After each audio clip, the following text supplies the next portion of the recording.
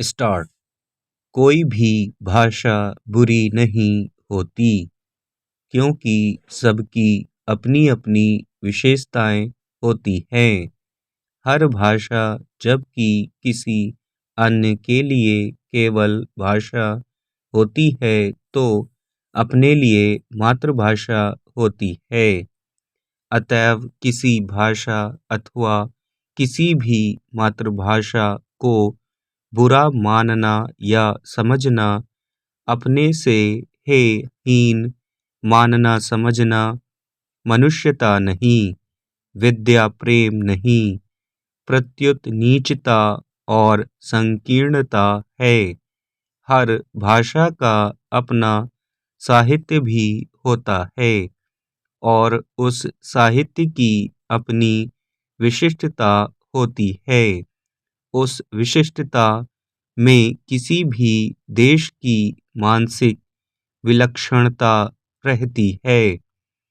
इन सारी बातों की जानकारी के लिए ही विदेशी भाषाओं का अध्ययन होता है।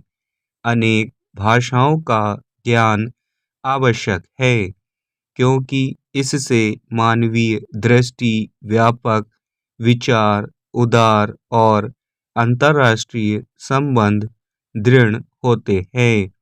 इसलिए विदेशी या दूसरी भाषा का विद्यार्थी होना अनुचित नहीं है, लेकिन विदेशी या दूसरी भाषाओं को पढ़ने के पहले अपनी राष्ट्रभाषा और मातृभाषा का ज्ञान होना नितांत आवश्यक है।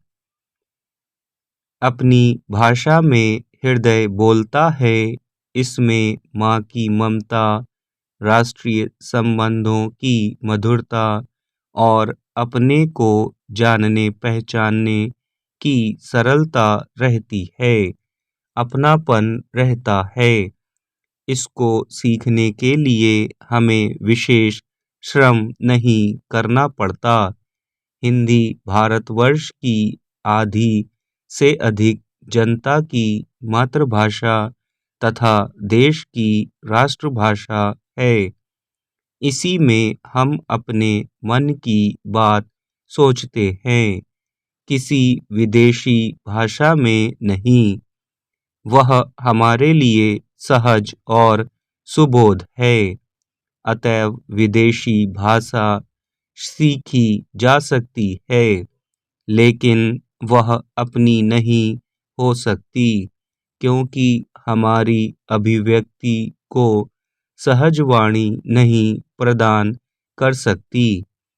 विदेशी भाषा मस्तिष्क की वस्तु हो सकती है, हमारे हृदय की वाणी नहीं हो सकती।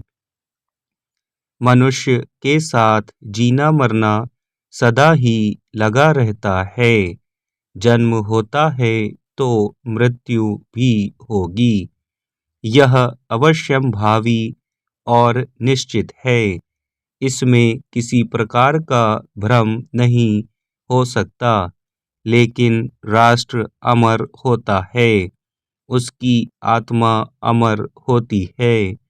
वह मनुष्य की भांति जीतता या मरता नहीं। राष्ट्र की शक्ति है उसके नागरिक, उसकी संस्कृति, उसका साहित्य, उसकी परंपरा और उसकी ऐतिहासिक चेतना। नागरिकों की सबल एकता से राष्ट्र मजबूत होता है। उसकी आत्मा सशक्त और दीर्घजीवी होती है। जब तक राष्ट्र की आंतरिक एकता सुदृढ़ रहती है, कोई भी बाहरी शक्ति उस पर अंगुली नहीं उठा सकती। उसका अमरत्व बना रहता है, उसका पतन नहीं होता। लेकिन गृह कलह उसकी आंतरिक शक्ति को क्षीण और खंडित करती है, और तब राष्ट्र का ह्रास होता है। स्टॉप।